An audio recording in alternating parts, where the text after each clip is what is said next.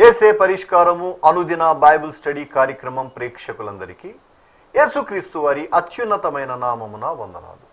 ప్రభువునందు ప్రియ దేవుని బిడ్డలారా, నేటి దినము డాక్టర్ కారుపాటి శ్యామ్సాగర్ గారి ద్వారా బైబిల్ స్టడీలోని వాక్య ధ్యానమును దినవృత్తాంతములు 2వ గ్రంథము నుండి ధ్యానం చేసుకుందాము. మీరందరూ బైబిల్తోనూ నోట్బుక్తోనూ సిద్ధపడి ఉంటే డాక్టర్ కారుపాటి శ్యామ్సాగర్ గారు ప్రార్థన చేసి ఈ దినపు వాక్య పరిచర్య చేస్తారు. ప్రభువునందు ప్రియ దేవుని బిడ్డలారా, ఈ రాత్రి కాలపు వాక్య భాగం కొరకు ఎపిసోడ్ సహకారి లేరు. ఈ మాసాంతము వరకు ఎపిసోడ్స్ సహకారులు కావాలి. అలాగే వచ్చే మాసం నుండి అన్ని రెమ్యూనరేషన్స్ అండ్ టారిఫ్స్ ఇంక్రీజ్ చేయబడుతున్నాయి. అగ్రిమెంట్ ప్రకారం యేసే పరిష్కారం ఒక ప్రోగ్రాంకి 2000 రూపాయల వరకు వ్యయం ఉన్నది ఒక ఎపిసోడ్ ప్రసారానికి. కావున ప్రేక్షకులు ప్రార్థించాలని మనవి చేస్తున్నాను. విశ్వాసులను సువార్తీకరణలో భాగంగా సాగుతున్న పరిష్కారంలో భాగస్థులయ్యేట్లు ప్రోత్సహించమని కూడా మనవి చేస్తున్నాము. ప్రార్థన చేసుకుని వాక్య ధ్యానం మనం ప్రారంభిద్దాం. మమ్మలను మిక్కిలిగా ప్రేమిస్తోన్న మా ప్రియ పరలోకపు తండ్రి, మీ పరిశుద్ధ గణనామమునకు స్తోత్రాలు. ఈ రాత్రి ఎపిసోడ్ సహకారి ఎవరునూ లేరు, ఈ మాసాంతం వరకునూ లేరు. మీ ప్రజలను ప్రేరేపించి పంపమని ప్రార్థిస్తున్నాము. ప్రతి అవసరము తీర్చువాడవు నీవే. మీ చిత్తానుకూలమైన పరిచర్య యొక్క ప్రతి అవసరాలు మీరు తీరుస్తారు. ఇది మీ వాగ్దానం, మీ లేఖనం, దీనిలో మార్పు లేదు. అందుకై మీకు స్తోత్రాలు. ఈ రాత్రి మా ప్రేక్షకులను మీరు దీవించాలని ప్రార్థిస్తున్నాం. హృదయంలో మార్పు, జీవితంలో పరివర్తనతో కూడినటువంటి ప్రణాళికాబద్ధమైనటువంటి అవలంబన అనుగ్రహించమని ప్రార్థిస్తున్నాం. ఈ రాత్రి వాక్య ధ్యానం మాకు దీవెనగా ఇవ్వండి. యేసు నామములో ప్రార్థిస్తున్నాము తండ్రి, ఆమేన్. ప్రభువునందు ప్రియ దేవుని బిడ్డలారా, దయచేసి మీ పరిశుద్ధ బైబిల్ గ్రంథాన్ని తెరవండి. దినవృత్తాంతములు 2వ గ్రంథము 8వ అధ్యాయము 12వ వచనము నుండి వాక్యాన్ని గమనించండి. అది మొదలుకొని సొలొమోను తాను మంటపము ఎదుట కట్టించిన యెహోవా బలిపీఠము మీద దహన బలులు అర్పిస్తూ వచ్చెను.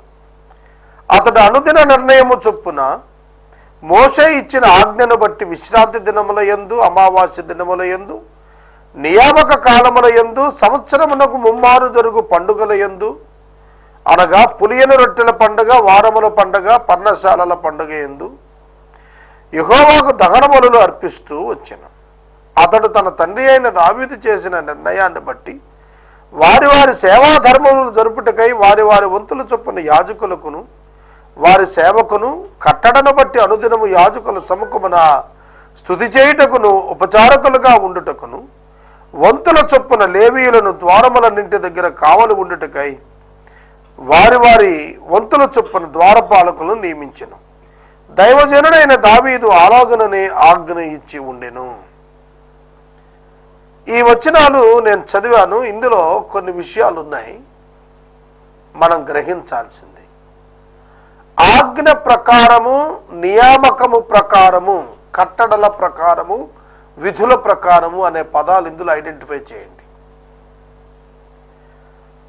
సొంత నిర్ణయం కాదు, దైవ నిర్ణయానికే లోబడుట.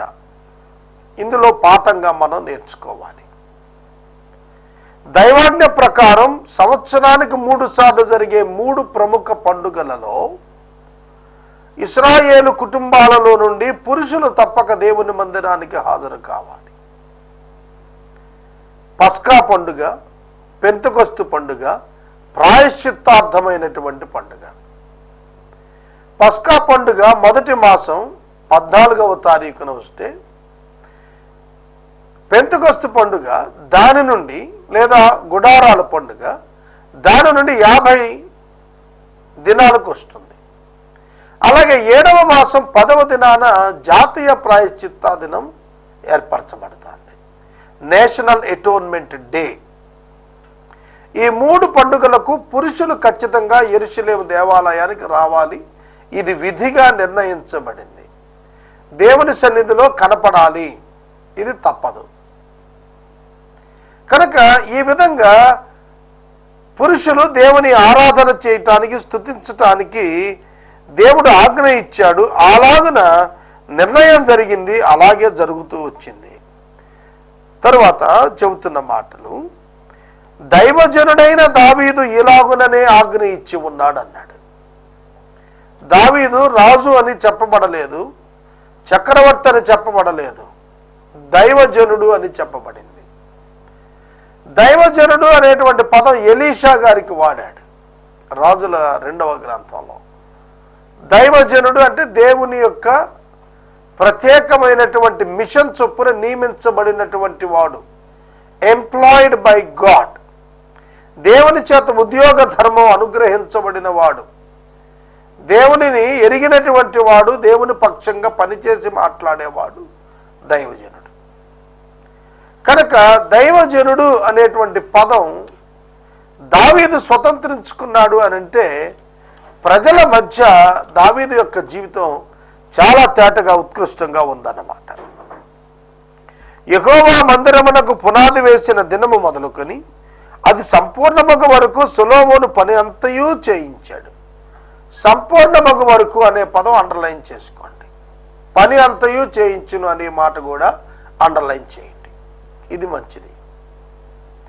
సంపూర్ణమయ్యే వరకు కూడా విడిచిపెట్టక పని కొనసాగించాడు. ఒక నాయకుని యొక్క స్థిరత్వం ప్రజలకు సంక్షేమాన్ని ఇస్తుంది. సొలొమోను పొందినటువంటి ఆ యొక్క ఆజ్ఞ ప్రకారం తనకు ఇవ్వబడిన పనిని కంప్లీట్ చేసే వరకు కూడా ఆ మిషన్ అండ్ టాస్క్ను విడిచిపెట్టకుండా కొనసాగించాడు సొలొమోను. అప్పుడు దేవుని మందిరం సమాప్తమైంది. పని అంతా చేయించినప్పుడే సమాప్తం, మిగిలిచినది ఏమీ లేదు. సొలొమోను ఎదోము దేశం యొక్క సముద్రపు దగ్గర ఉన్న ఏసోన్ గేబెగరునకు ఏలతునకు పోగా హీరాము తన పనివారి ద్వారా ఓడలు నడుపుటకు యుక్తి గల పనివారిని పంపించాడు. వీరు సొలొమోను పనివారితో కూడా పోయి ఓఫీరుకి వెళ్ళి అక్కడ నుండి 900 మణుగుల బంగారాన్ని ఎక్కించుకొని రాజైన సొలొమోను దగ్గరకు తీసుకుని వచ్చారు. ప్రొఫెషనల్ డ్రైవర్స్, షిప్ డ్రైవర్స్, ఈ యొక్క దోణెలను ఓడలను నడిపేటువంటి పనివారు. మనం ఎయిర్ క్రాఫ్ట్లో పైలట్స్ అంటాం, రోడ్డు దగ్గరకు వచ్చేటప్పటికి డ్రైవర్స్ అంటాం. అలాగే ఒక special crew of people, trained people ఉన్నారు హీరాము దగ్గర. సముద్రము మీద నావికులు అన్నమాట వాళ్ళు. నావికులు, సెయిలర్స్ అంటారు వాళ్ళను. వాళ్ళలో ఎక్స్పర్ట్ సెయిలర్స్ ఉన్నారు. వారిని హీరాము పంపించాడు. ఎందుకంటే they are going to bring the gold, బంగారం తేబోతున్నారు కాబట్టి మంచి ఎక్స్పర్ట్ డ్రైవర్స్ను పంపించాడు, సెయిలర్స్ను పంపించాడు.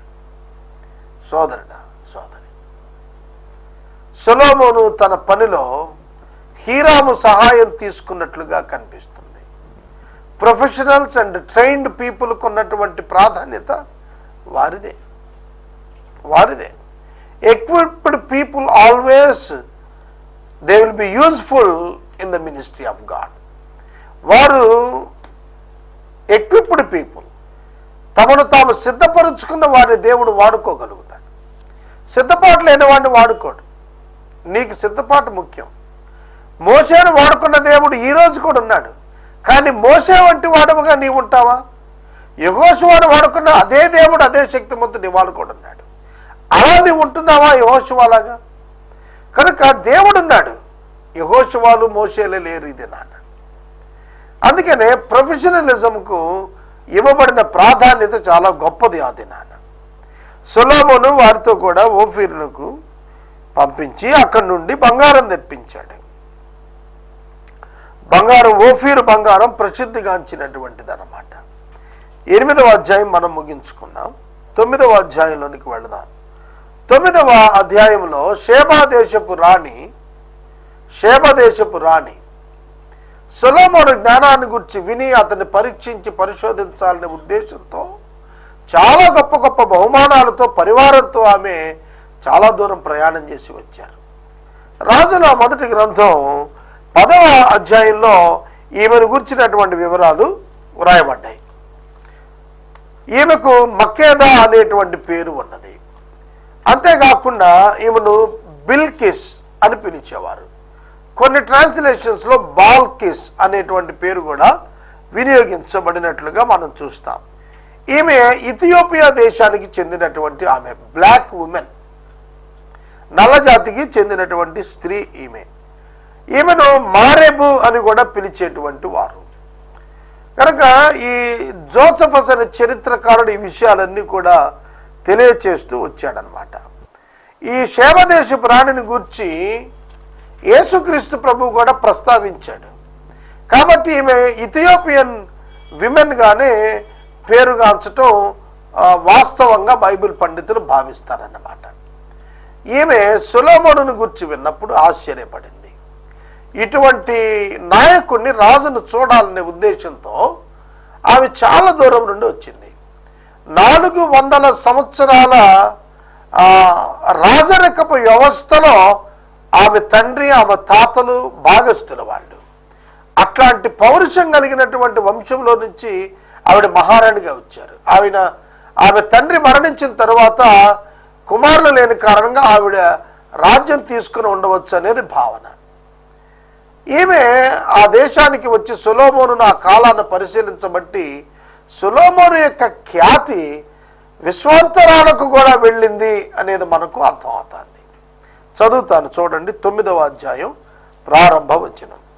సొలొమోను గూర్చిన ప్రసిద్ధిని గూర్చి షేబదేశపు రాణి వినినప్పుడు గూఢమైన ప్రశ్నల చేత సొలొమోనును శోధింపాలని కోరి మిక్కిలి గొప్ప పరివారమును వెంటబెట్టుకుని గంధవర్గములను, విస్తారమైన బంగారమును, రత్నములను ఒంటెల మీద ఎక్కించుకొని యెరూషలేమునకు వచ్చెను.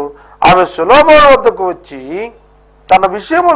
తన మనసులోని విషయములన్నింటిని గూర్చి అతనితో మాటలాడెను.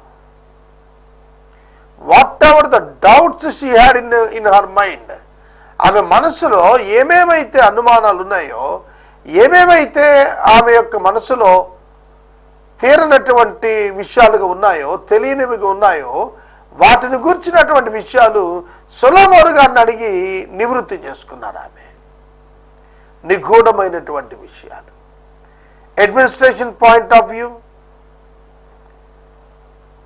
పరిపాలనా సంబంధమైన అనుమానాలు, వ్యవసాయ సంబంధమైనవి, ప్రజా సంక్షేమం సంబంధించినటువంటివి, ప్రజా భద్రతలకు సంబంధించినటువంటివి, అనేకమైనటువంటి విషయాలు. వారు రాజరికంలో ఉన్నారు కాబట్టి ప్రధానంగా ఆమె యొక్క రాజ్యం స్థిరపడటానికి కావలసిన ఉపకరించాల్సిన విషయాలు అడిగి ఉంటుందని నేను అనుకుంటాను. సొలొమోను ఆమె అడిగిన ప్రతి దానికి కూడా జవాబు చెబుతూ వచ్చాడు. ఆమె వచ్చేటప్పుడు గంధవర్గాలు, విస్తారమైన బంగారం, రత్నాలు ఒంటెల మీద ఎక్కించుకుని విస్తారమైన పని వారితో ఆమె విచ్చేసి ఉన్నది. సొలొమోను ఆమె ప్రశ్నలన్నీ ఆమెకు విడదీసి చెప్పెను. విడదీసి చెప్పాను అనే పదం clear and clarified, clarity and clarification. విడదీసి అంటే విపులముగా అని అర్థం. సూక్ష్మంగా గ్రహించేటట్లుగా బోధించాడు ఆవిడికి. ఆమె ఆశ్చర్యపడిపోయింది అతని జ్ఞానానికి. చాలా మందితో మనం మాట్లాడుతున్నప్పుడు వారికున్న సబ్జెక్ట్ చూసి ఆశ్చర్యం కలుగుతుంది. అవును, ఒక వ్యక్తిని నేను ఎరుగుదును, న్యాయపరంగా అతనిచ్చే సలహాలు అద్భుతంగా ఉంటాయి. అతని దగ్గరికి వెళితే ఎంత పెద్ద సమస్యకైనా చాలా సులువుగా చిక్కుముడి విప్పేస్తాడు. అందుకే అతని యొక్క ప్రజ్ఞ అనేక చోట్ల ప్రస్తావనకు వచ్చింది, పెరిగింది. అతని పేరు ప్రభావం పెరిగిపోయింది. ఎప్పుడైతే ఒక వ్యక్తి జ్ఞానం కలిగి దానిని ప్రజా సంక్షేమం కోసం వినియోగిస్తాడో అతని ప్రభావం ప్రజలలో చాలా త్వరగా వ్యాపిస్తుంది అనేది నిజం. చెడును గుర్చిన ప్రభావం అంతే వేగంగా వ్యాపిస్తుంది. నీతిమంతుడైన వ్యక్తి యొక్క మంచితనమును గుర్చిన ప్రభావం కూడా అంతే వేగంగా వ్యాపిస్తుంది. కనుక మనలను గుర్చినటువంటి సాక్ష్యం ఏమని వ్యాపిస్తోంది? మూర్ఖుడనా? మూర్ఖుడు అనేటువంటి మాట చాలా మందిని గురించి మనం వింటూ ఉంటాం. ఎవరి మాట వినడు, తాను అనుకున్నదా చేస్తాడు, తాను పట్టిన కుందేలకు 3 కాళ్ళు అంటాడు. అలాంటి వారికి ప్రభావం దక్కదు, ఏ విధమైన గౌరవము దక్కదు. కానీ సొలొమోను ప్రతి దానికి, ప్రతి ప్రశ్నకు చాలా విపులమైనటువంటి జవాబులు ఆమెకు తెలియజేశాడు. చూడండి, ఆమె భాష వేరు. ఒకవేళ వారిద్దరి మధ్య ద్విభాషి ట్రాన్స్లేటర్ ఎవరైనా ఉన్నారేమో, ఇక్కడ వ్రాయబడలేదు. సోదరుడా, సోదరి, సొలొమోను యొక్క జ్ఞానం పరిశోధించబడి రుజువయ్యింది. దేవుని కృప నీకు తోడుగున్నప్పుడు నిన్ను రుజువు చేస్తుంది. నిన్ను వినియోగించుకున్నటువంటి దేవుడు నిన్ను రుజువు చేస్తాడనే విషయం నువ్వు తప్పక తెలుసుకోవాలి. శేబదేశపు రాణి సొలొమోనుకు కలిగిన జ్ఞానము, కట్టించిన నగరు, అతని బల్ల మీద భోజన పదార్థాలు, అతని సేవకులు కూర్చుండుట, అతని ఉపచారులు కనిపెట్టుట, వారి వస్త్రాలు, వారి గిన్నెలు అందించు వారి వస్త్రాలు. మీరు ఇక్కడ గమనిస్తున్నారా? Special uniform for employees and special uniform for servants. ఇవాళ మనం వివాహాల్లో సప్లయర్స్ను చూస్తాం. కొన్ని ప్రతిష్టాత్మకమైన వివాహాల్లో సప్లయర్స్కు స్పెషల్ డ్రెస్ కోడ్ ఏర్పాటు చేస్తారు. దాన్ని బట్టి వారు సప్లై చేస్తారనేది అర్థమవుతుంది. It indicates the clarity of the owner of the buffet. ఆ విందు ఇస్తున్నటువంటి వ్యక్తి యొక్క స్టాండర్డ్ ఆఫ్ లివింగ్ తెలుస్తుంది అన్నమాట. అవునా? అవును. అనేక విందుల్లో సప్లై చేసేవాళ్ళు ఉంటారు, వారి డ్రెస్సులు ఉండవు. వారు సాధారణ డ్రెస్సులోనే ఉంటారు, వారు యూనిఫామ్ మెయింటైన్ చేయరు. కానీ చూడండి, సొలొమోను దగ్గర పనిచేస్తున్న ఎంప్లాయీస్ అందరికీ కూడా ఒక డ్రెస్ కోడ్ ఉంది. ఇవాళ పెద్ద పెద్ద కంపెనీలు మెయింటైన్ చేస్తున్నాయి. అట్లా మనం సెంట్రల్ గవర్నమెంట్, స్టేట్ గవర్నమెంట్లో డ్రెస్ కోడ్ ఏమి లేదు. ఎవరికి ఎంత కాస్ట్లీ డ్రెస్ ఉంటే అంత కాస్ట్లీ డ్రెస్తో పోతారు. కానీ మిలిటరీకి వచ్చేటప్పటికి డ్రెస్ కోడ్ ఉంది, యూనిఫామ్ సర్వీసెస్ ఉన్నాయి. ఇక్కడ కూడాను ప్రత్యేకముగా వారికి యూనిఫామ్స్ ఇచ్చినట్లుగా సొలొమోనును బట్టి మనకు అర్థమవుతుంది. యెహోవా మందిరమును అతడు అర్పించు దహనబలులు చూచినప్పుడు ఆమె విస్మయం పొందింది. అతని భోజనపు బల్ల మీద ఉన్న పదార్థాలను చూచి ఆమె ఆశ్చర్యపోయింది. అతని భోజనపు బల్ల మీద అధికారులు ఉన్నారు. చూడండి, చాలా స్నేహశీలి అనేది అర్థమవుతుంది. And work oriented fellow. తను అధికారులతో కలిసి పనిచేసేటువంటి వాడు, వారికి దూరంగా ఉండేవాడు కాడనేది అర్థమవుతుంది. భోజనపు బల్ల మీద అధికారులతో సమావేశం అవుతాడనేది అర్థమవుతుంది. నిజమే కదా?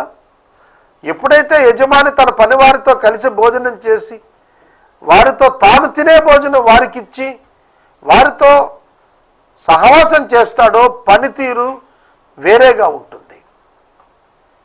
అవైలబిలిటీ అనేది యజమానునికి పనివానికి మధ్యన ఎంతగా అయితే చక్కగా ఉంటుందో అంతగా పని ముందుకు సాఫీగా సాగుతుంది.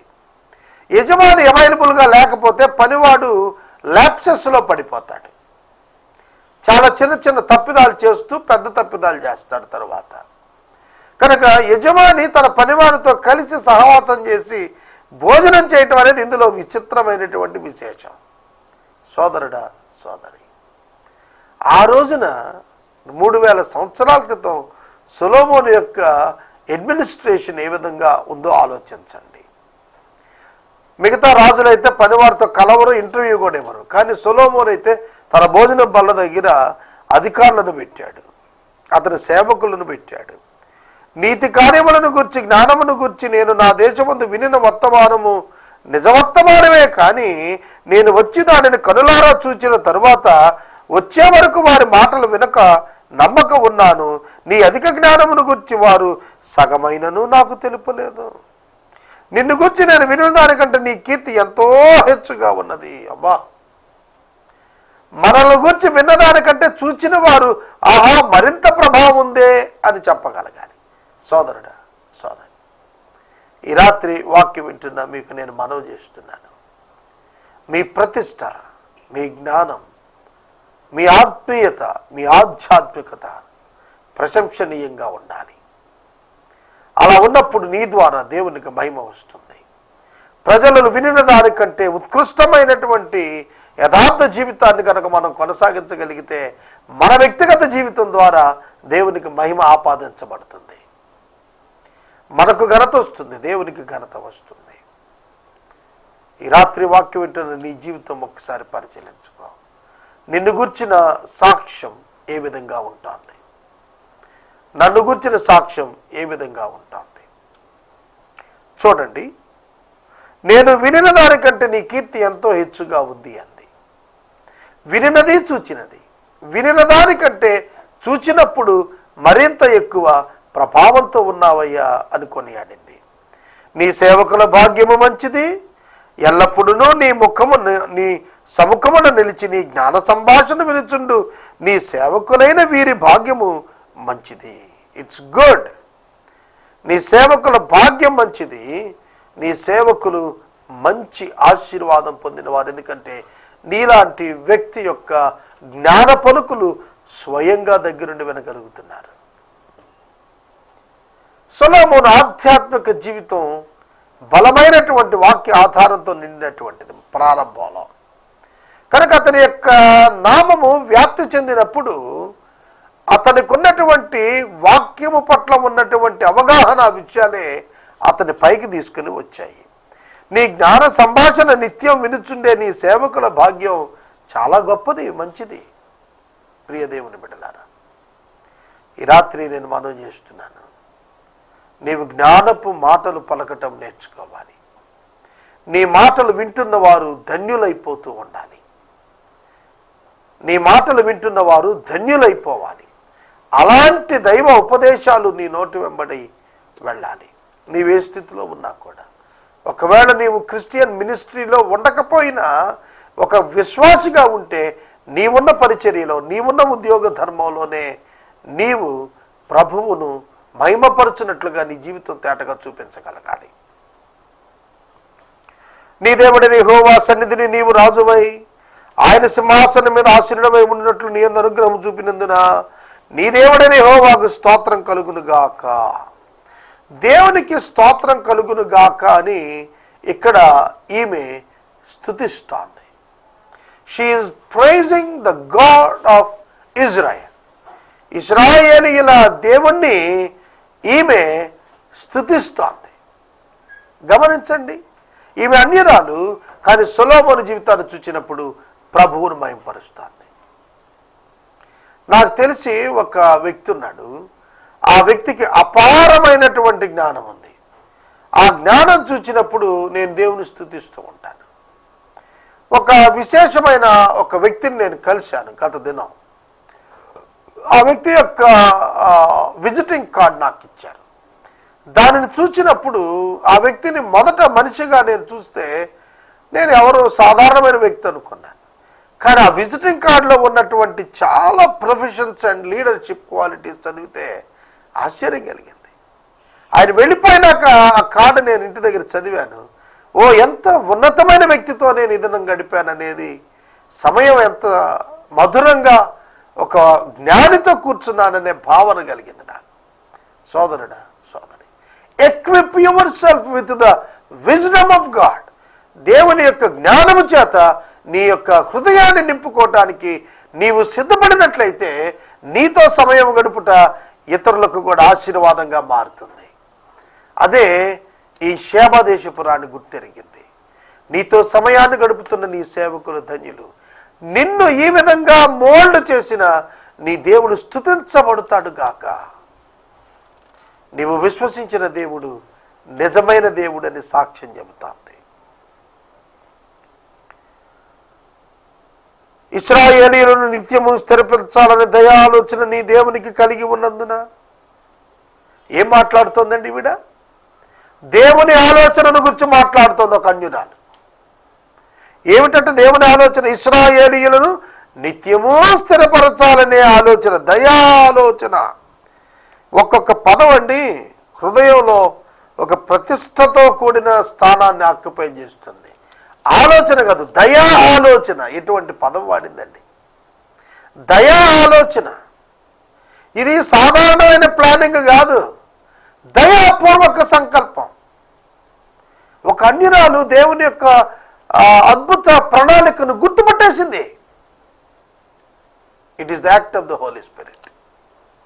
దేవుని కార్యం అంటే అదే.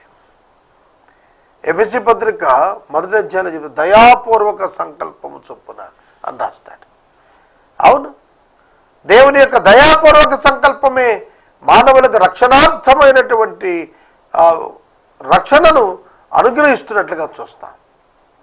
కనుక అద్భుత ప్రణాళికను ఆవిడ గుర్తెరిగి మాట్లాడుతోంది. దేవుని యొక్క దయా ఆలోచన ఏమిటంటే నిత్యము స్థిరపరచాలి తన ప్రజలను, దానికోసం నిన్ను రాజుగా నియమించాడు. The mission of God was identified by a non Jew. యూదేతరురాలైన ఈమె దేవుని యొక్క చిత్తమును, ఉద్దేశమును, మిషన్ను గుర్తుబట్టి మాట్లాడుతోంది. ఆమె రాజునకు 240 మణుగుల బంగారమును, విస్తారమైన గంధవర్గములను, రత్నములను ఇచ్చెను. శేమదేశపు రాణి రాజు అయిన సొలొమోనునికి ఇచ్చిన గంధవర్గములతో సాటి అయినటువంటిది మరి ఏదియూ లేదు. అంతటి గొప్ప సంపద ఆవిడ తీసుకొచ్చింది. ఒక ఇథియోపియన్ క్వీన్. ఆమె బహుమానంగా తెచ్చిందే అంత గొప్ప సంపద. అయితే ఆవిడకి ఎంత సంపద ఉంటుంది? ఆమెకు సంపద ఉన్నది, కానీ సొలొమోను దగ్గర సంపదతో పాటు జ్ఞానము కూడా ఉన్నది. బిలీవర్స్ ప్రైడ్, విశ్వాసుల యొక్క ఘనత ఏమిటంటే దేవుని సన్నిధితో పాటు ఆధ్యాత్మిక ఆనందంతో పాటు భౌతిక సంబంధమైన వనరులను కూడా దేవుడు సమకూర్చగలిగిన సమర్థుడైనటువంటి దేవుడు. చూడండి, ఇదియోగాక ఓఫీరు బంగారము తెచ్చిన హీరాము పనివారు, సొలొమోను పనివారు చందనపు మానులను, ప్రశస్తమైన రత్నాలను కూడా తెచ్చిరి. ఆ చందనపు మానుల చేత యెహోవా మందిరమునకు రాజనగరుకును సౌపానములను, గాయకులకు తంబురుల సితారాలు చేయించాడు. అటువంటి పని అంతకుముందు యూదా దేశముందు ఎవ్వరూ చూచి ఉండలేదు. ఎంత గొప్ప దేవుడు అండి! ఎంత జ్ఞానం ఇచ్చాడు సొలొమోనుకి. సొలొమోను చేయించిన చందనపు మాను నుండి తీసి చేసినటువంటి తంబురు సితారాలు ఆ కాలంలోనే ఎప్పుడు ఎవరు చూడలేదు అన్నాడు. మరి ఈ రోజుల్లో అసలు మనం చూడలేమేమో కూడా.